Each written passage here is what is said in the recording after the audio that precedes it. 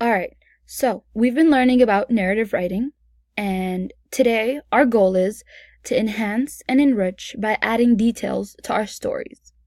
Here's a little clip of SpongeBob getting frustrated with writing. Okay, Mr. Essay, I say, prepare to be written. I'm doing it. Yeah. Some of these, and some of these. Almost there, and done. Now let's see how it looks so far. The time.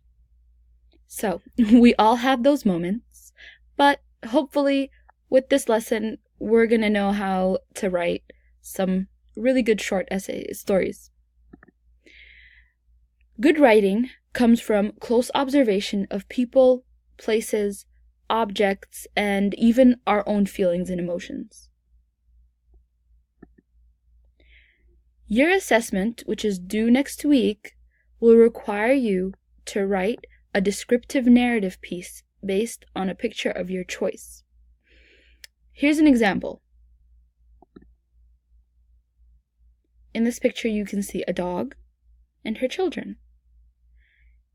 And it reads, "In a large box out in the garage, surrounded by gumboots, shovels, and old paint tins, is a scene of joy.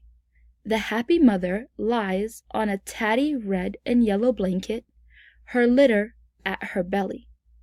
She licks them and looks up with watchful brown eyes. When we bend over to see the tiny puppies, blind and almost hairless, scramble over one another searching for their mother." Now, what brings this scene to life?